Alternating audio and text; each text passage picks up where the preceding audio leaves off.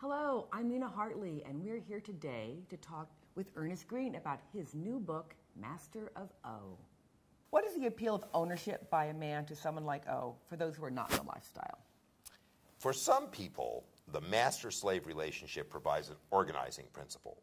If you're the kind of person for whom disorder is the most frightening thing in life, and it's nice to know where you stand all the time, you can construct a dynamic with another person who's in that same way constructed, and thereby know always when you're doing things right.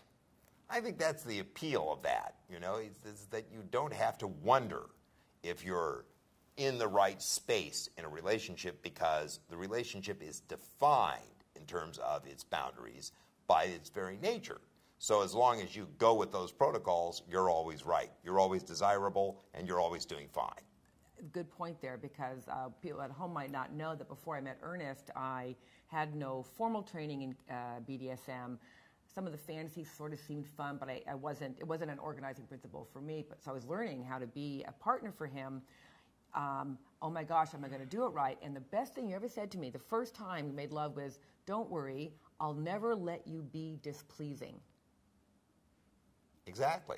I liked that because it was very comforting to me, because I knew that I didn't have to worry about, oh my gosh, am I doing this right? Because you'd say something. You never have to wonder in that situation. BDSM means never having to say, what am I doing here? Am I doing this right? Because if you're not doing it right, you'll hear about it. Lovely.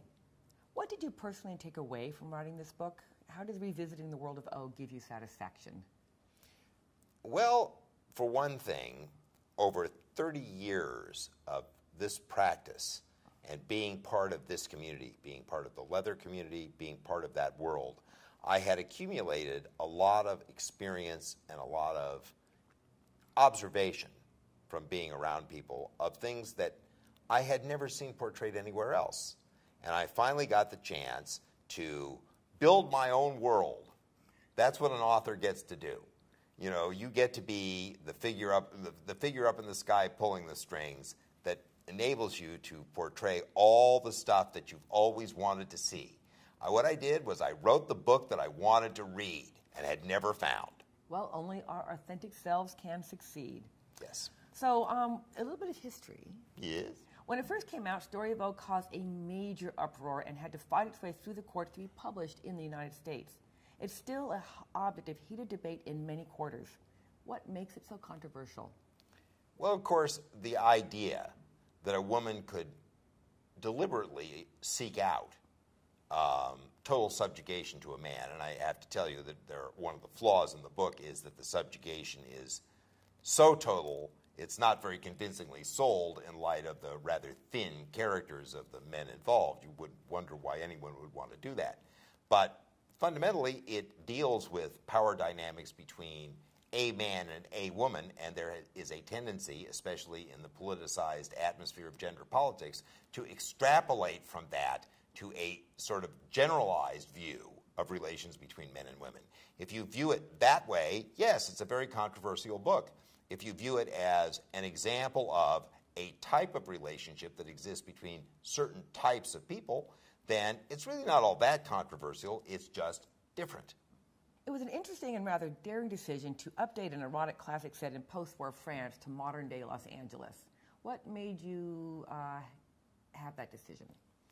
Well, I did a lot of scholarship on this book. I was very interested to find out how it came to be written, who wrote it.